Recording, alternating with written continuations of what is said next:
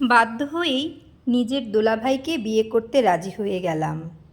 আমার বড় বোন আমার থেকে ৮ বছরের বড়। আমার মা নেই, ছোটোবেলায় আমার মা মারা গেছে। বাবা আবার দ্বিতীয় বিয়ে করে নিয়েছে। ছোটোবেলা থেকে আমার বড় বোনই আমাকে মানুষ করেছে, ভালোবাসা দিয়েছে। আমি মায়ের ভালোবাসা পাইনি।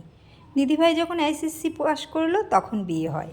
দিদির ভালোবাসার বিয়ে ছিল, বাসার সবাই আগে থেকেই জানতো আর মেনেও নিয়েছিল। দিদি যখন বিয়ে হয় তখন আমি ক্লাস 7-এ পড়ি। দিদি তার শ্বশুরবাড়ির লোকজনকে বলেছিল আমার বিয়ে হলে আমার বোন আমার সাথেই থাকবে, কারণ আমার তো মা নেই। যেহেতু আমাদের চেনা জানা ছিল আগে থেকেই, তাই তারা একটু আপত্তি করে নাই। আমাকে সুন্দরভাবেই তারা মেনে নিয়েছে। দিদির বিয়ের পর আমিও দিদির সাথে দিদির শ্বশুরবাড়ি চলে যাই। দিদির বাসা থেকে আমি স্কুল করতে থাকি। দিদির শাশুড়ি অনেক ভালো, আমাকে খুব ভালোবাসতো। দিদির শ্বশুর বিয়ের আগেই মারা গেছেন। জামাইবাবু তাদের একমাত্রই ছেলে। জামাইবাবু খুব ভালো একটা জব করে। দেখতে দেখতে দিদির বিয়ের 3 বছর হয়ে গেল। দিদি কনসেপ্ট করেছে। তারপর থেকেই দিদি খুব অসুস্থ, আর তখন থেকেই ঝড় শুরু হয়ে গেল। দিদির ডেলিভারির টাইম যতই এগোচ্ছিল দিদি ততই অসুস্থ হয়ে পড়ছিল। দিদি ডেলিভারি হওয়ার পর খুব অসুস্থ হয়ে আইসিইউতে রাখতে হয় দিদিকে 2 দিন। তবে একটা সুস্থ ছেলে সন্তানের জন্ম দিয়েছিল দিদি, ফুটফুটে খুব সুন্দর একটা ছেলে সন্তান।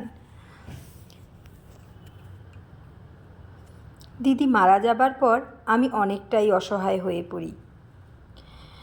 জামাইবাবু ভেঙে পড়েছে। খুব দিদিকে ভালোবাসতো জামাইবাবু।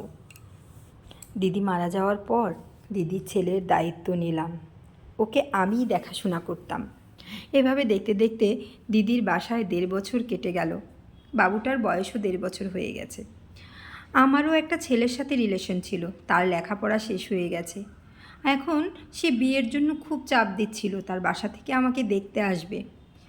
তখন আমি ছেলেটাকে রেখে আমাদের বাড়িতে চলে আসি। এই দিকে আমি না থাকায় বাচ্চাটা এত অসুস্থ হয়ে পড়ে আর কান্নাকাটি করে খুবই অসুস্থ হয়ে পড়ে।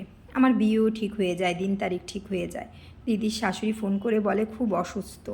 আমি তাড়াতাড়ি ওদের বাড়ি চলে যাই। আমি ওই বাবুটাকে কোলে নিতেই ছেলেটা শান্ত হয়ে যায়, অনেকটা সুস্থ হয়ে যায়। দিদির শাশুড়ি চিন্তায় পড়ে যায় আমার বিয়ে হয়ে গেলে বাবুটাকে নিয়ে কী করবে।